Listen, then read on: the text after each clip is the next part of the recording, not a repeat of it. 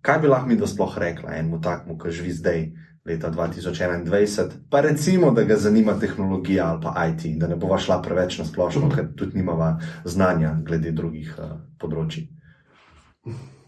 Par stvari. Jaz bi začel s tem, da dobro razumi niše, ki te zanimajo, pa ki te fascinirajo, da si pač najdeš par niš. Eden od problemov je to, da ljudje grejo ful preveč na širok in to je potem problem, zato ker se ne moreš dosti dobro pozicionirati, tudi čisto iz vidika nekega osebnega brandinga, kako nastopaš, kako se predstavljaš, bolj ko si razmažen, težje. Poleg tega, enostavno, kaj vse se ti ponuja kot znanje, ki ga moraš usvojiti, bolj ko si širok, bolj je to zastrašujoče in potem imaš tako malo pri vsaki stvari. In pri učenju, recimo, pa se mi zdi, da je pomembno, da si dosti zamejen, zdaj, ker je največ se naučiš skozi neke te feedback loope, ko se vzpostavim, ampak to moraš narediti par iteracijah. Če si pač greš na široko, ker se bo zgleda, malo boš šel pri vsakem, ampak v bistvu ta feedback, ki ga boš pa dobil od svojega lastnega učenja, od početja, ki je povezano z učenjem, pa toliko razmazan, dejansko ne boš videl vzorcev in potem tisto, kar se v bistvu, ker ti zares pospeši razumevanje in ti pomaga, da začneš ustvarjati neke mentalne modele, ta je popolnoma zgubljen. Boš samo pač na tem, kar je, ali boš samo pravzaprav imel tisto znanje, ki ga je zelo, ki se pol izkaže, da se ga ne da dobro aplicirati, oziroma pa ljudje imajo probleme aplicirati znanje, ker vse teoretično znanje imaš, ampak ker nisi šel par korakov skozi, imaš problem potem, ko pa vidiš realen problem, da zdaj pa stopiš neko mehanizacijo, ki imam v glavi, kako jo aplicirati na ta problem. Z tega tukaj je dobro, da si do neke mere zamejen. Tako da to je definitivno bi bil moj prvi nasvet. Drugo je to, kar sem se tudi že pogovarjala, ne povezano z nišami, ampak ne samo pač staviti vsega na en konj, ampak pač sestaviti si nek tak stack. Pa tukaj lahko, da smo govorili recimo o dveh stvarih, ampak kako jih je še več, kaj zdaj še ne vem, recimo še javno nastopanje, si še v tem močno prenik, pač tako par različnih veščin, ki jih skupaj sestaviš in to ti da ogromen naskok na začetku. Tudi, recimo, ena stvar, ki tudi vem, da je zelo zaznamovala moja karierna pot, čeprav sem popolnoma drugih smerih, je to, da sem konec gimnazije, pa čez precejšnji del faksa sem se dosti resno ukvarjal s tekmovalno debato in to mi je dalo ogromno ravno tem, da sem sploh z recimo domenijo, kjer sem relativno elokventen, nimam problema nastopati pred publiko in tako naprej, ker je pač, ne vem, pri teh raznih geekih lahko velikrat dosti problem in to da takoj veliko razliko. Tudi, ko sem bil dosti na začetku, recimo pa še tistih daljnih časih, ko sem hodil tu in tam nek razgovor za službo in samo to, da sem lahko precej boljš in bolj jasno se izražal kot večina moje konkurence, takoj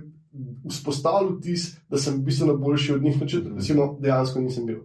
In to je tudi recimo taka zadeva, ki jo skoraj vsem poudarjam, recimo čisto v kontekstu, ko se pogovarjamo, kako biti res dober v razgovorih, kako dobiti službo, ki jo hočeš.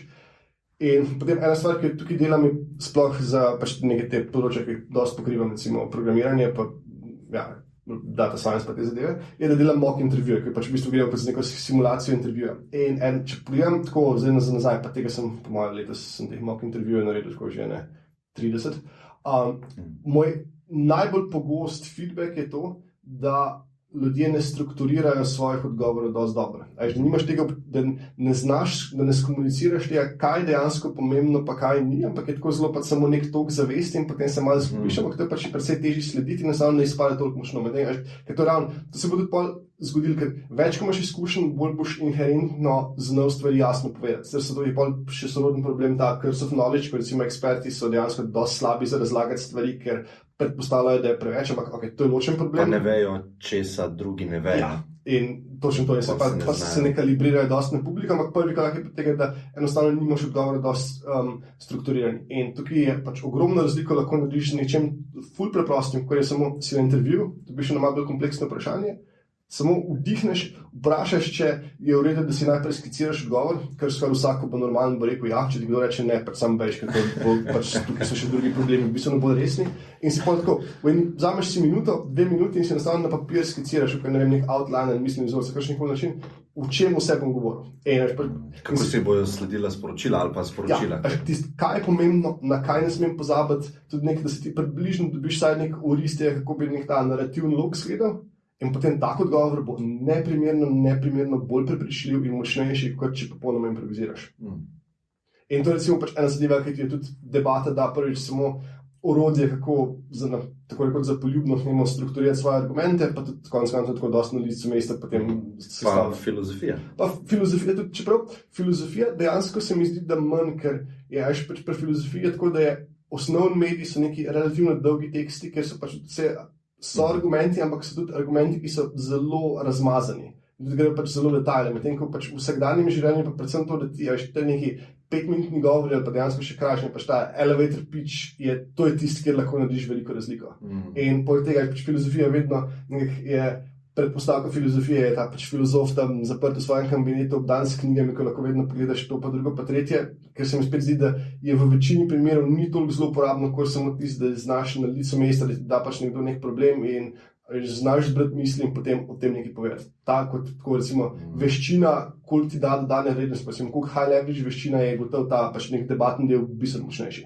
Ja, bolj sem to imel v mislih, sposobnost ali pa moč argumentacije, ali pa sploh koncept argumenta, kar pomeni pa, da je zelo optimiziran pa zelo tak učinkovit. Tako, to filozofijo, tisto, kar si omenil, knjige dolge, pa neka matematična razglabljanja okoli besed, ja, se strinjam, da ne paše v to kategorijo. Če se vrnemo na to najno, malo sem pa tja. Ne, vse v redu. Što je ironično, razlagam tako v strukturi, pa to in potem sem all over the place. Pač nek skill stack si sestaviti in ko imaš to dvoje, bi ti mogel dati dosti dobro razumevanje, kako se pozicioniraš na trgu. In pozicioniranje ni nekaj, kar je samo pač za firme, ampak tudi pač vsak posameznik lahko pač tiste, kdo sem jaz. Čakaj, definiram, jaz bom ta 20-letnik. Ja. Definiram si skill stack.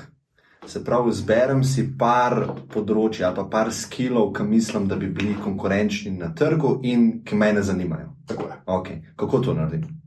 Začnem to, sam izpostavim, tudi ta drugi del, ko si ga rekel, je ful pomemben.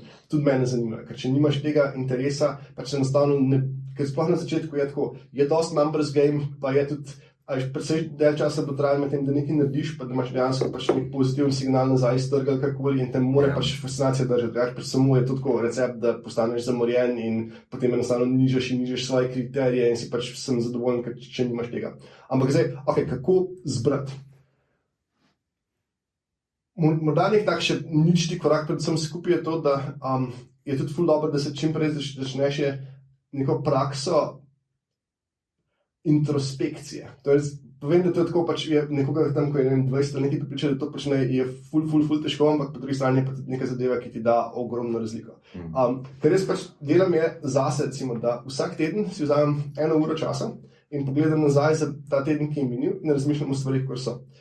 Kaj so stvari, ki so mi šle dobro, kaj so stvari, ki so mi šle slabo, kaj so zadeve, ki so mi predstavljale stres, ki so me delale nezadovoljnega, kje sem bil presenečen, da sem za nekaj, porabil bistveno več časa, kot sem mislil, kje sem bil presenečen, da imel neki bistveno manjši impact, kot sem mislil, ali pa tudi obratno, kaj so bile pozitivne. Pač nekaj te zadeve, kaj se je z mano dogajalo in potem ker vse velikrat pač ene stvari niso nekaj pač posebnega, ampak tu pač najdeš pa tudi nepar, ki pa je, ki se pač, ko si sprašuješ pač zakaj, se skaže, da ni nek tak trivialen takošen govor, ampak da pač greš malo globlje pa najdeš ene zadeve, pač bodi si vse, pa kaj te fascinira, ali pa nekaj lukne ali karkoli in potem to lahko nek sistematično pa to si malo zapisuješ in pa lepo vidiš neke loke, recimo stvari, s katerimi se, neke probleme, s katerimi se vedno znova soočaš ali karkoli in pač kamor je pa smiselno vlagati pozornost za stvari pa popravljaš. Poleg tega ti da tudi to lepo, sploh ko to počneš nekaj časa, ti da lep zemljevid tega, recimo, kaj so tiste stvari, ki ti dejansko so všeč pa te fascinirajo, ker je velikrat, kar se izkaže, sploh se mi zdi pri mlajših je to, da je nek razkorak med tem, kar misliš, da ti je všeč, pa kar ti dejansko je všeč. Ker izpredaš ta, povezan takoj pol z neko samopodobo, pa identiteto, pa tako naprej, pač kaj sem, pa kaj nisem, ali pa kaj bi mogel biti. Ampak morda pa to res ni za to. Zato je pač ta ničti korak ravno to, da sam sebe poskušaš čim bolj razumeti. Pa zdaj zavedam se, ta nasvet je tako. Teoretično je fantastičen nasvet, je verjetno najboljši nasvet, ki mi ga bo uspeli izuzeti v tem intervjuju, ampak po drugi strani pa vem, da bo tudi pač tako, je do neke mere misplaced, ker zelo malo ljudi to dejansko pri tej starosti naredi. Ja, sej to je tam v Delfiju napisan gor. Know thyself, ne. In je v bistvu zelo tak preprost, spoznaj samega sebe. Ja, adijo. 30 let sem star, zdaj me zanimajo vse druge stvari zunaj mene. Ja. Ampak jaz se ful strinjam. Ker mogoče, če lahko sam še to povem, jaz imam v bistvu ful izkušen s tem zdaj, da ljudje vejo, da jaz delam kot UX designer in mi pišejo, in zelo hitro se vidi, kdaj njim všeč ideja tega, da bi oni radi postali UX designer, kdaj pa bi res radi postali UX designer. In to vidiš potem, da ali so kaj naredili, preden so ti pisali. Ker če so oni tebi pisali, pa še nič niso naredili v tej smeri, vidiš, da zanimanje ni tako veliko za to, ampak je v bistvu samo neka potreba potem, da najdem nekoga, ki me bo za roko prijel, pa mi bo točno dal ali ne, kaj moram zdaj narediti, da bom jaz to svojo idejo ali pa željo izpolnil. Nekdo na drugi strani, ki ga pa to dejansko zanima, pa jaz mislim, da bi šel že raziskovati sam, pa bi že par knjig prebral, pa bi že skiciral par rešitev, da bi wireframe, pa bi rekel, Klemen, a ti lahko samo to pokažem, kaj sem naredil. To se zelo malkrat zgodi. In jaz to vedno njim rečem, lej, iskren bod do sebe. Iskrenost je ena najpomembnejših stvari v življenju, ne do drugih, to je prvi level, ampak do sebe, tako da si surov, a res jaz to hočem delati, ali mi je samo všeč vse, kar zraven pride, bom digitalni nomad, bom full cache služil, bom delal remotely, ker ne boš preživel na tej poti.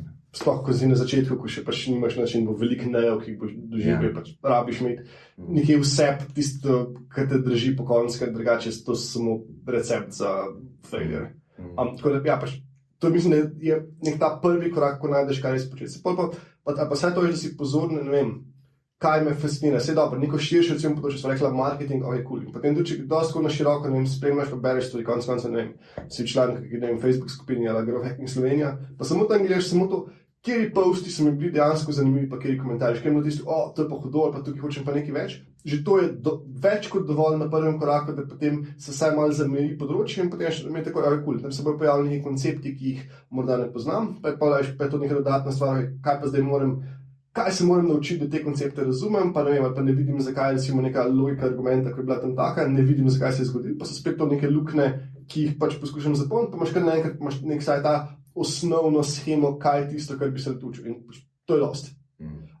Za druga področja, ne vem, nekaj sicer delaš, kaj zvem, kot hobi ali karkoli, pa tudi lahko se iz tega morda pač en del vam potegne, pa je tudi eno teh stebrov. Tako da mislim, da je predvsem to, da si pač pozoren sam pri sebi, ne toliko, ne tisti, da je tako full top down, ok, zdaj bom pa v tej smeri, ampak da res pač najdeš, kaj so tiste zadeve, ki so ti cool. Malo tudi, dobro, je tudi čisto smiselno, sploh na začetku, da si praktičen, pa tudi se zavedaš, kje si dober, pa kje nisi. Nekdo, ki, kaj zvem, nima zelo talenta za copywriting, je verjetno nesmiselno razmišljati, da greš pač v nek email marketing takoj, ker je pol dobro, saj je ta neka avtomatizacijska stran, pa te kaskadi pa to, ampak je, če nimaš nekaj vsaj za silo vredno copywriting skillsa, boš težko se tam prebil skozi, tukaj pač vsi za vse nismo, pa je tudi, po mojem, se da, se načeloma vse te stvari se da naučiti, ampak na začetku pa tudi je boljš, da si ne narediš dodatnih problemov. Ker rabiš malo teh malih zmagic na začetku, zato da malo motivacijo dobiš, pa malo te energije, malo puša. Ja, teda še tudi čisto, če gledaš, kaj je pač neko optimalno okolje, pa optimalni signali za učenje. Pač ta krivulja, po kateri se učiš, tako da pač na začetku mora biti dosti položena, pa se pač nekaj rempa pa kompleksnost, ampak je, če že začetku ful preveč strma, je enostavno pretežko. In tudi, kar so prej rekla, da je pomembno je to, da imam nekaj, da se te feedback loopi vzpostavijo, ker iz tega se bom največ učil. Ampak če težavnost previsoka, bojo pač tudi, če se pač to ful fokusiraš, pa se ful fokusiraš na iteriranje, bo še vedno te koraki med iteracijami preveč med sabo narazne, ker je kompleksnost to velika in pač si spet ni učinkovito. Tukaj mora biti to relativno na kratek čas, pač dobiš povratne informacije, ko so še ene stvari pač v tebi sveže.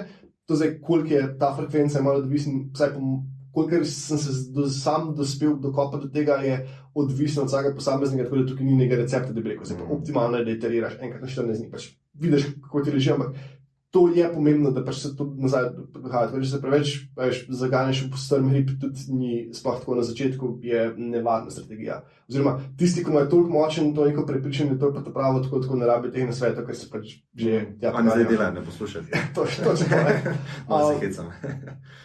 Ali imaš to? In zdaj pa zadnji element je pa to, kar si tudi sam omenil, kar si tudi ti delal. Ja, pač imej neke projekte, poskusi takšen in drugačen način. Ravno to, recimo, marketing je krasno področje za te zadeve. Razumeš, kaj hočeš, razumeš neko nišo, definiraš tako ali drugače, mogoče da še skoraj pogledaš okoli sebe, kaj je recimo tisti, kjer imam dober dostop, pa se izkažete, kaj fotor od kolega ima neko firmo, ki tam dela, ne vem, neke hidravlične cevi pa ventile, ok, cool. Tam gotoviš, kaj mogoče rabijo in ponudiš, da pač narediš za njih zastonj, ampak hkrati pa tudi pač si že narediš domačo nalogo, pa vidiš, ok, to je profil firme, tak pa tak, in je zdaj še toliko pa toliko podobnih. Pa ne pomeni to, da moraš nujno se samo fokusirati na firme, ki delajo s hidravliko, ampak to se mogoče še izkaže, da to je nek profil firme, ki je neka družinsko podjetje z rečva do 20 zaposlenimi, kjer delajo neke visokotehnične izdelke, njihov prodaja je načeloma B2B, ampak imajo pač samo nekaj komercialistov, pa neko tako pač malo old school varianto, spletna prisotnost je samo neka spletna stran iz 90-ih, pa to je to. In takih firm, kar nekaj se izkaže, da v Sloveniji je gotovo par tisoč. In to prvo si narediš zastonj, pa hkrati si narediš nekako pač si narediš seznam teh tavžnih firm, kakorkoli jih je. Še nekaj, vzameš nekaj, pa jim pišeš, pa čisto ponudiš, bi jim v tom naredil zastonj. Edino, kar bi pač prosil, je, da v zameno za to lahko naredim nek case study z vami. Imaš tri te case studije, od te točke naprej lahko delaš tako naprej, še pač cold outreach, samo da začneš čuvati. Tako, ja, ta pač točen podoben problem sem rešil za te pa te, tukaj si lahko preberete, kaj smo naredili, kaj smo dosegli, a lahko tudi vam pomagam in si pač še... Ja, pa mogoče še ena pomembna stvar, ni potrebno izpostaviti, da si zastonj tisto naredil. Ja, seveda. Zato, ker mi smo tako zelo socialna bitja, ne? In če je nekdo nekaj kupil že, mi kar outsourcamo, pa rečemo, mogoče je ta že naredil due diligence. Se pravi, tega tam malega so tri firme najele in je naredil marketing in tukaj ima 3 case studije z rezultati. Ja. In te si že zelo blizu. Ne? Social proof. Ja. Imaš pač za pokazala, pa tudi konec, če se izkaže, da nočeš iti v neko freelance smer, ko imaš te izkušnje, je neprimerno lažje dobiti pač nek job, ker enkrat nisi izkušen, ampak če tem pa tem sem postavil, imam nekaj rezultatov, razumem, kaj so bili problemi, in super. In ja, ena stvar, ki je tukaj je treba izpostaviti, pa se mi zdi, da se je premalkrat izpostavilo v takih debatah, je, da zelo veliko na svetu, ki jih delamo, ne upošteva to, da eni ljudje enostavno nimajo ekonomsko-socialnih danosti, da to naredijo. To je temna plat tega, ker je tako, da če si lahko privoščiš to, da delaš nekaj časa zastonj, imaš bistveno boljše izhodišče, kot če si tega ne moreš. To je nažalost tukaj zelo nekega dobrega workarounda ni. Oziroma, ja, če zmoreš se to pač prelamljati, da imaš nek normalen job, zato da preživiš, plus še nekaj zraven karkoli, ampak to je ena stvar, ki mi je pač hodila, da je tako, tudi po svoje pač čutim neko nelagodje, vedno ko te na svete dajem, ker vem, da pač veliko ljudi izključujejo absolutno po ne njihovi krivdi, ampak nažalost v tem trenutku še neke boljše poti ne vidim. Če pač hočeš tako optimalno si sestaviti, kako pač prijeti noter, to je, kar se mene tiče, tako najbolj tudi ponovljiv in predvidljiv proces.